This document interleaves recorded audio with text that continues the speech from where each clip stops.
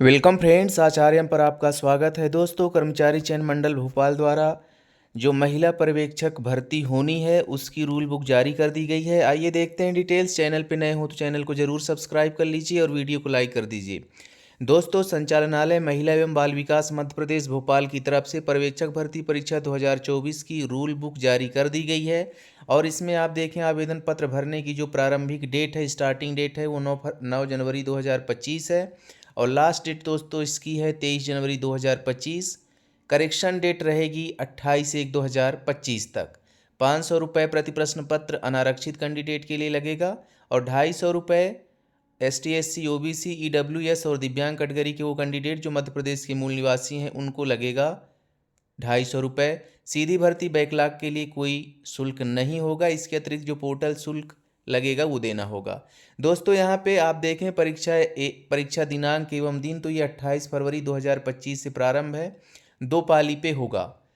उत्तर अंकित करने का समय पहली पाली में 9 से 12 और दूसरी पाली में 2:30 से 5:30 बजे तक रहेगा। इस तरह से 3 घंटे का टाइम इसमें रहने वाला है। शेष चीज़ें आप देख ही चुके हैं।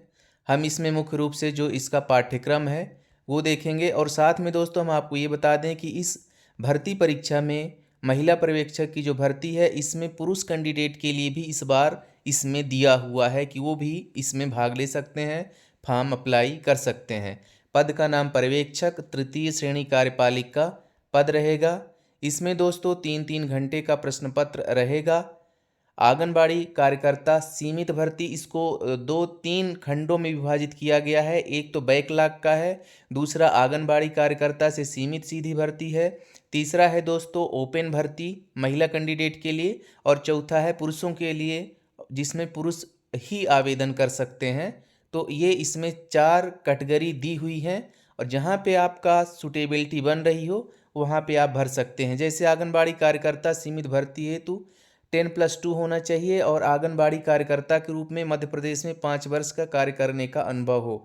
लेकिन ध्यान देने वाली बात यह है कि जो आंगनबाड़ी सहायिका हैं, आशा कार्यकर्ता हैं और मिनी आंगनबाड़ी कार्यकर्ता हैं, ये आंगनबाड़ी कार्यकर्ताओं की सीमित भर्ती हेतु जो पद हैं उनमें अप्लाई नहीं कर सकते। हाँ, हालांकि दूसरे में अप्लाई कर सकते हैं जो ओपन रहेगा, उसमें खुली सीधी भर्ती में भर सकते हैं। खुली सीधी भर्ती के लिए दोस्तों स्नातक की उपाधि उत्तीर्ण होना चाहिए, ये इसमें मेंशन है। और आगे बढ़ते हैं।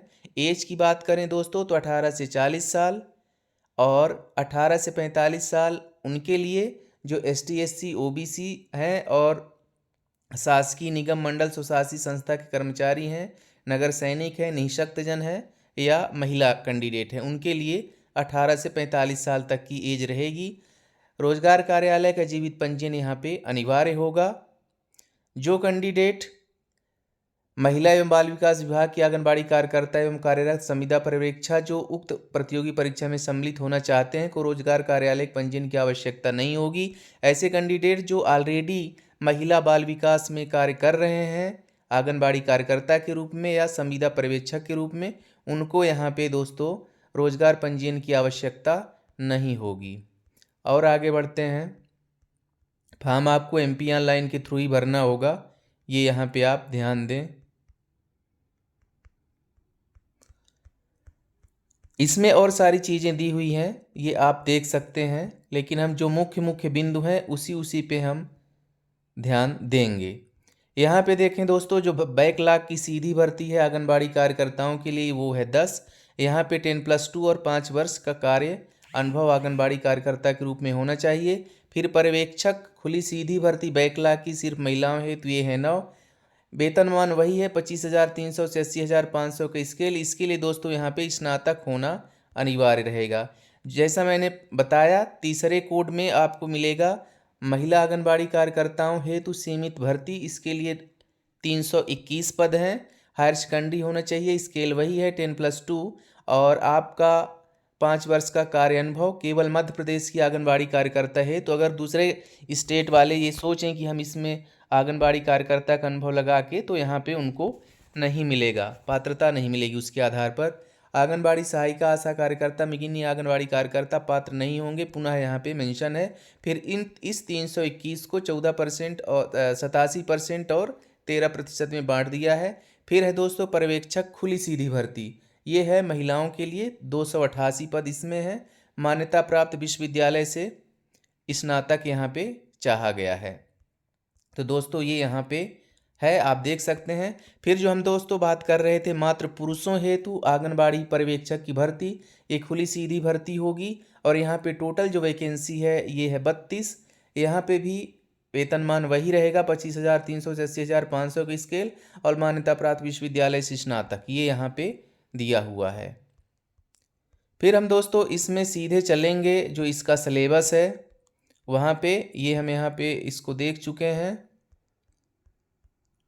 सिलेबस वाले इसमें चलते हैं खंड में, सिलेबस थोड़ा डिटेल से देख लेते हैं कि क्या है कैसा उसमें दिया हुआ है।